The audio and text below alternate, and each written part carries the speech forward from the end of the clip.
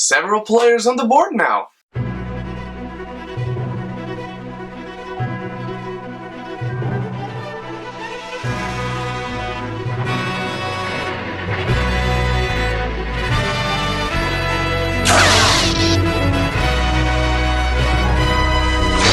Hello my beautiful geekies, welcome to the 4th review and analysis of Westworld. This is the 4th episode, Dissonance Theory, and in this episode we start right off with Jeffrey Wright and Dolores.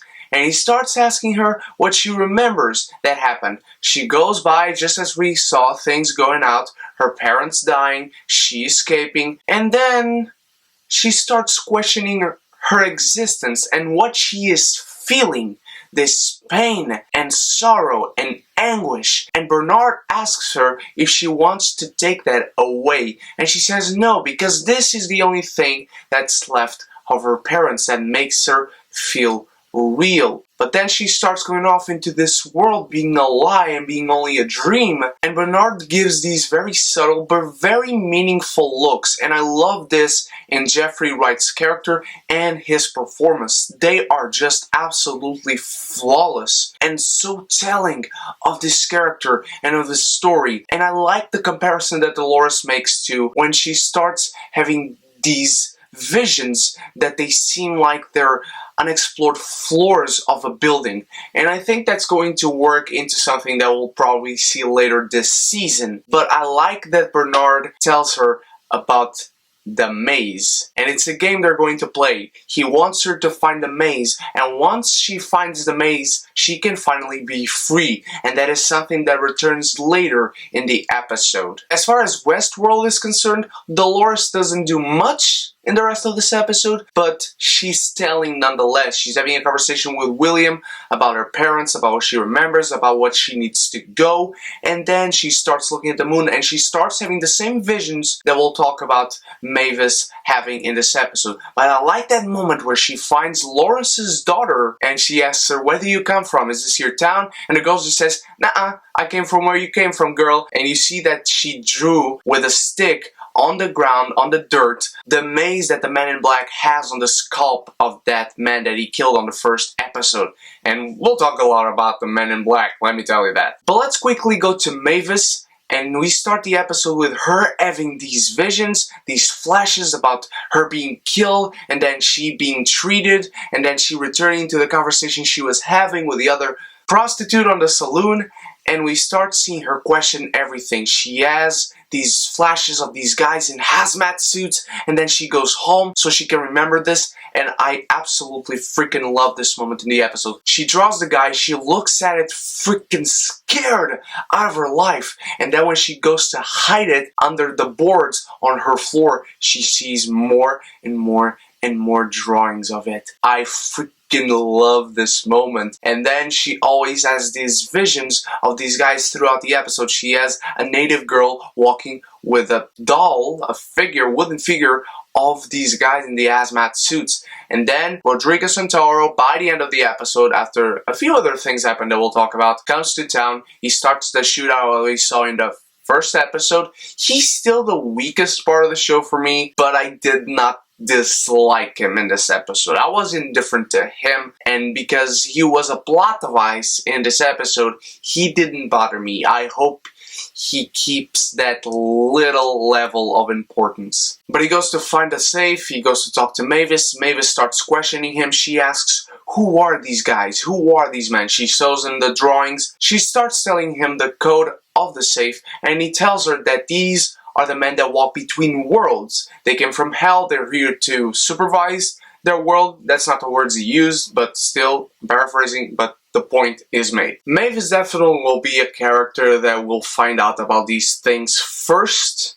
I'm not sure she's going into the maze, but let's keep Mavis in our minds, because now she's making out with Rodrigo Santoro. She's finding out more stuff. The episode ends with a shootout through her door. We need to find out what happens next. We're playing the waiting game on Westworld. We should have realized that by now. We're in for the long run, my friends. Let's talk about our dear friend, the man in black. and he's still walking around with Lawrence, and he finds the group that used to hang with Rodrigo Santoro. Mainly the girl. He sees her tattoos, and he wants to know the story of her tattoos. And then he finds out what she wants to do, and that is to save Hector from a prison, and he agrees to free Hector in exchange for the stories behind her tattoos. But there's one moment as they are in the night around the campfire where he's trying to take something out of his bag, and this guy, who's clearly a guest, goes over to him and says, "Thank you so much, sir. Your foundation helped my sister's life." So is this guy a good Samaritan out of Westworld? Seems really weird. But then he just has this moment of violence, almost bursting out in rage. He tells him, "Shut the fuck up. This is my vacation." I wish I had a 30-year-long vacation as well. Damn, man, I love this guy. Every time he opens his mouth, it's interesting. I know I'm repeating myself from the first or second episode, but damn. The Man in Black, guys. So he goes to save Hector. They get out easily, safe and sound. They save Lawrence, who was actually the most wanted man in 3 territories. We all thought that was going to be the Man in Black, but then the guy starts saying Lawrence Pedro Gonzalez, which is a real weird name, by the way. Really, really, really weird. Hector and the Men in Black shoot out the guys. They go meet the rest of the gang. And then we finally get the story behind the girl's tattoos. And that is that her village was attacked. She had to cover herself in her mother's blood to survive. And they were attacked by these people with these devil horns. First thing that popped into my mind, they were led by a man named Wyatt.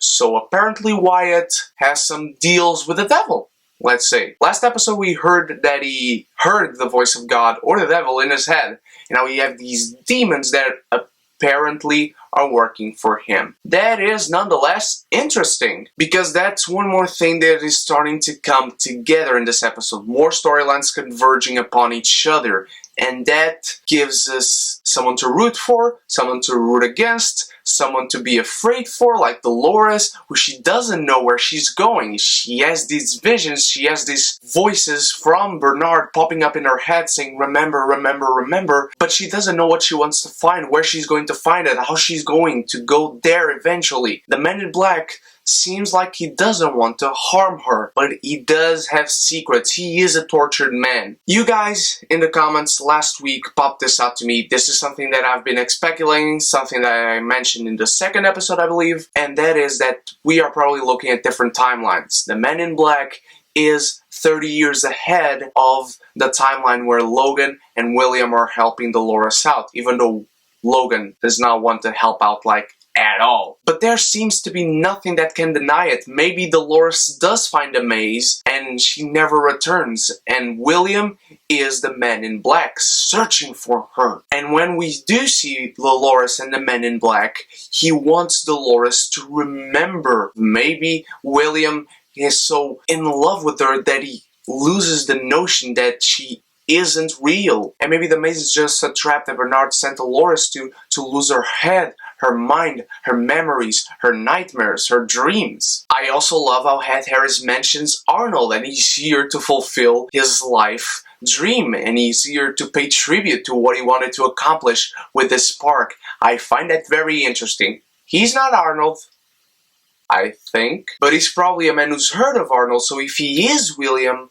he's sure to know about Arnold at some point or another, at least during this season, I hope. Anthony Hopkins has some interesting scenes here, especially the one where he shows that he is in control. He stops all the workers in the park in constructing his new narrative, his new storyline. He's going to have it done as the board wants it, just in time. It's not going to be a retrospective. It's really going to be something new. I like that. It shows that this man has some dark secrets. He's a very good parallel as well as opposite to Ed Harris. Ed Harris is this very vicious, mean, bad man that you see that it kind of is maybe a tortured soul behind it all. Underneath everything, he's probably a man who's very much in pain. Anthony Hopkins, however, is the opposite. He's a guy who seems to be very calm. He's just a man. He created this for people to love it, to enjoy it. He likes to create storylines for more people to come and everything. But then he shows you those bursts of fury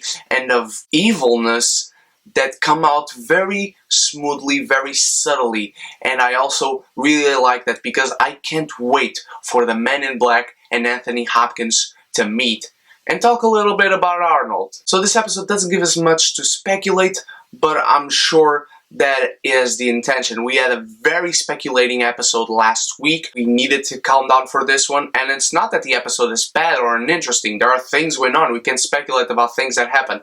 It's just not a very theory episode. We don't get much out of it besides what we got last week, but that is good. Let's give some meat to everything that's going on, to our theories that we're thinking about. And speaking of our theories, let me know yours in the comments below. What did you think of this episode of Westworld? Do you have some new theories from last week? Let me know all of that. And of course, my beautiful geekies, let me know your questions for the Doctor Strange Q&A. The hashtag is Doctor Strange Q&A. We are about 2 days away from me seeing Doctor Strange. I'll bring you a spoiler-free review, then a spoiler review, and then a Q&A on Saturday. I can't wait for it. Like this video and share. There's a big way for you guys to help me out. Thank you so much for 400 subscribers. I love you so much, guys. You guys are the freaking best. I can't believe we achieved this milestone, and we'll talk more about it in the Q&A. So you stay beautiful, you stay geeky. Cheers!